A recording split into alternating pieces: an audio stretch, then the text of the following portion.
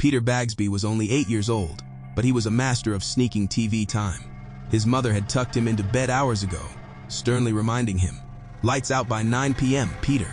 No excuses, but Peter had other plans. As soon as her footsteps faded down the hallway, he quietly reached for the remote and turned on the small TV in his room.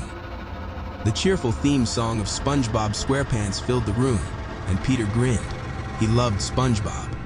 It was his favorite show, and tonight, he was determined to watch as many episodes as he could. At first, everything was normal. SpongeBob and Patrick were causing their usual chaos, and Squidward was grumbling about his neighbors as always. But as the hours ticked by, Peter noticed something strange. The show started to feel off. It was subtle at first.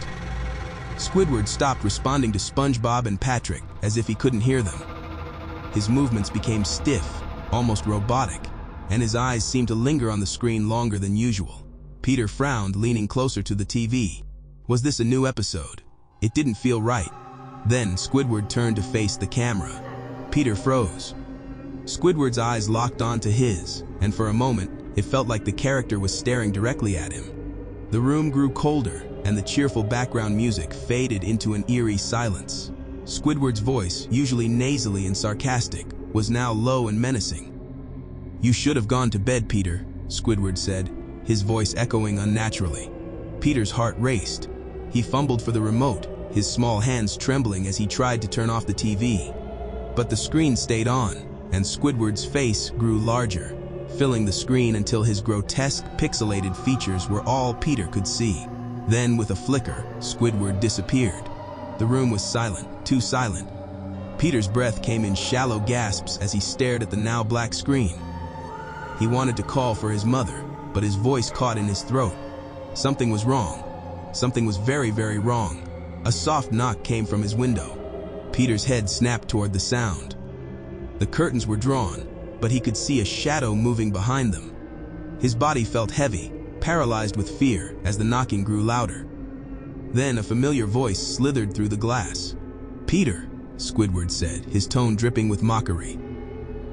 "You should have listened to your mother." The curtains parted, and Peter's blood turned to ice. Squidward was there, his elongated face pressed against the window, his wide, unblinking eyes staring into the room. His tentacles writhed unnaturally, and his smile stretched far too wide, revealing rows of jagged yellow teeth. Peter tried to scream, but no sound came out. He scrambled off the bed, his legs giving out as he collapsed onto the floor. He crawled underneath the bed, clutching his knees to his chest, his entire body shaking.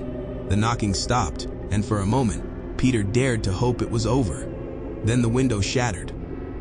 Glass rained down as Squidward climbed into the room, his movements jerky and unnatural. Peter could hear the wet slap of his tentacles against the floor as he approached the bed. Squidward's voice was a low, guttural growl. "You didn't listen, Peter, and now, you'll pay the price." Peter squeezed his eyes shut, tears streaming down his face. He wanted his mom. He wanted to go back to when things were normal. But then he heard something that made his blood run cold.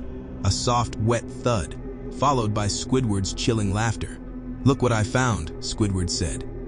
Peter's eyes snapped open, and he wished they hadn't. Squidward was crouched beside the bed, holding something in his tentacles. It was his mother's head, her lifeless eyes staring blankly at him. Her mouth was frozen in a silent scream. Peter finally found his voice. He screamed louder than he ever had before, but no one came to save him.